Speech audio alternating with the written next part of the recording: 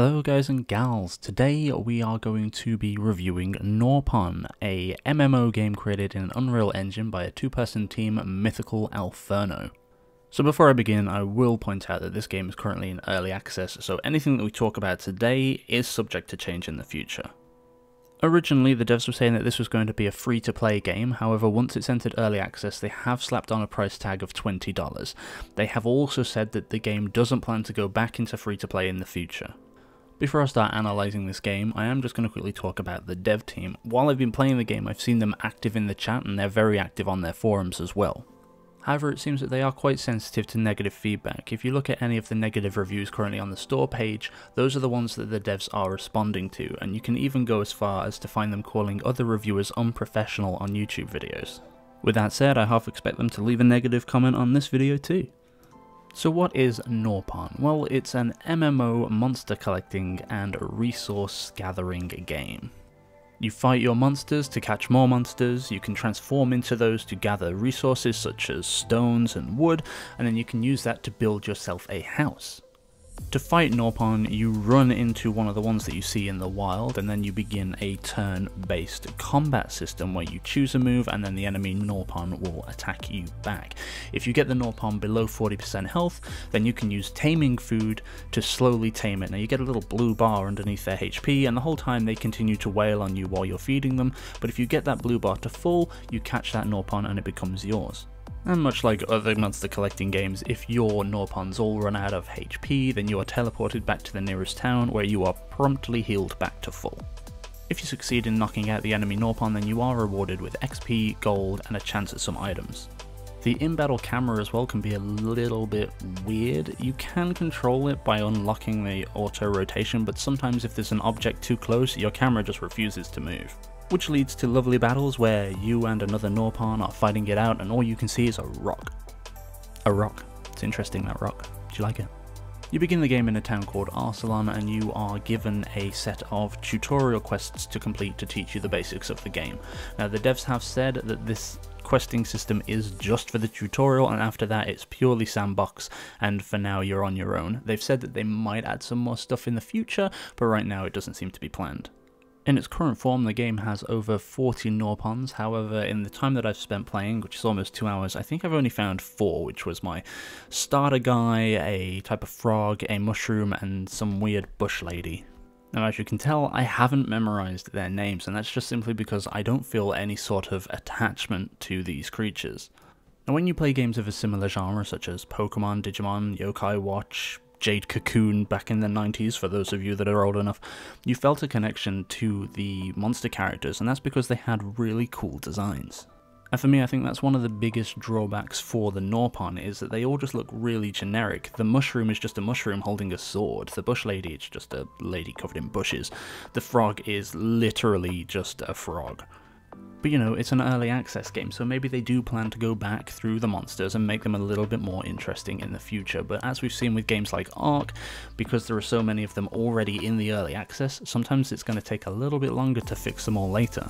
In a similar vein, the resource gathering is also really tedious. If you look at games like Rust, Ark, The Island, anything that you need to use to gather resources such as trees, rocks, you can hit them for quite a while and get quite a lot of resources out of them. You know, you get quite a bit of a return for your effort. In Norpon, if you need to get wood from a tree, you hit a tree once and that tree is then out of bounds. The tree doesn't disappear, it just stands there and you get like 5 wood, but you're going to need hundreds, so you're going to have to chop down dozens of wood, and every single time it's just one hit on the tree and that's all you're getting out of it. Luckily right now the player base is still very low, so finding trees that you can hit for resources is really easy, but as this game grows, if more people are all chopping down trees, you're going to find that a lot of the resources are going to become unavailable. And the worst part about that is you don't even know. Until you approach the tree and actually left click it, you don't know whether or not that node has already been used. And that leads us into another point, the fact that the world just looks so generic. As you're running around the forest, every tree is identical, so you're unable to identify which trees you've already hit. The ground all looks the same, so you're going to lose your place really easy. There are no major landmarks except for buildings that other people have put down, so if you venture outside of that starting zone where nobody's built anymore, it's really easy to get lost. In fact, there were times that I found myself deliberately getting my team knocked out just so that I could teleport back to somewhere that I knew. But I guess if I was to play the game for a much longer period of time, I'd get used to which directions to go in. Perhaps that's more of a me problem than a game problem, but certainly having a world that all feels like it's the same area doesn't help getting lost. So the next thing that I want to talk about is the art style. As you guys can tell, this is a cartoony game, and I love cartoony art styles. However, I kind of feel like Norpon is suffering from a lack of direction. You can kind of tell that the two people working on this game couldn't decide which style they wanted to work with.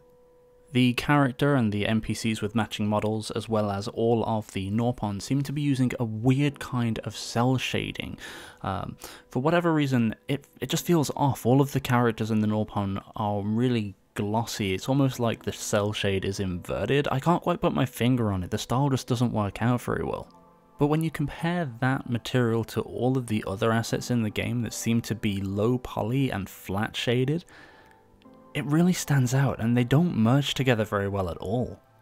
The animations are also very clunky. They seem to lack like any sort of smooth transitioning, and it really breaks the immersion while you're playing the game because your character just looks so ugly. It's unbelievable.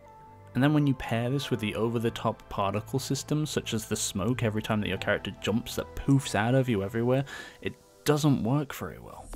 But again, I know that this is going to get defended by the "it's early access" argument, and that's not an excuse. If you're in a position where you are ready to show your game to the world and you're willing to charge for it, it should be polished, and the game just isn't. The early access argument can defend some stuff, like my computer's resources are really getting pushed by this game. I have an i5-7600, 32 gigs of RAM and a GTX 1060 in my machine. All of them are constantly at 100% while this game is running on low settings. I tried to turn it down from high settings because I thought, you know, it hasn't been optimized yet. Maybe if I turn it down to low it will get better. No, still 100. I can forgive that because it's early access. But the game isn't in a position to be played. The artwork is just bad, the soundtrack is ugly, and there isn't enough content to justify charging $20 for this game. I feel like the devs may have bitten off a little bit more than they can chew with this project, especially taking it straight to market like they have in early access. I feel like perhaps they should have just taken what they currently have and released a demo on crowdfunding such as Indiegogo or Kickstarter. Don't get me wrong, I have a lot of admiration for the two people that are working on this game. It is a huge project, and what they have for such a small team is actually impressive. However, I don't think it justifies the pricing or the way that they're deciding to market the game. I really think they've gone about it the wrong way. That said, I do really want to see this game do well, so hopefully further down its production life, it will be in a much better position and they'll make me eat my words. So, would I recommend this game? In its current state, no, I wouldn't. It's too expensive for what it is, even with it being early access. As I say, that's not an excuse. Everybody uses that as some big shield nowadays. If something's in early access, it's absolvable of all mistakes or errors, and I don't think that's the way it should be. So for now, I would say hold off on getting the game. If they lower the price or they, you know, revert their decision about it not being free to play, then in the future, do check it out. But for now, I really can't recommend it to anybody. As always, everybody, thank you very much for watching. I'll see you next time. Bye-bye.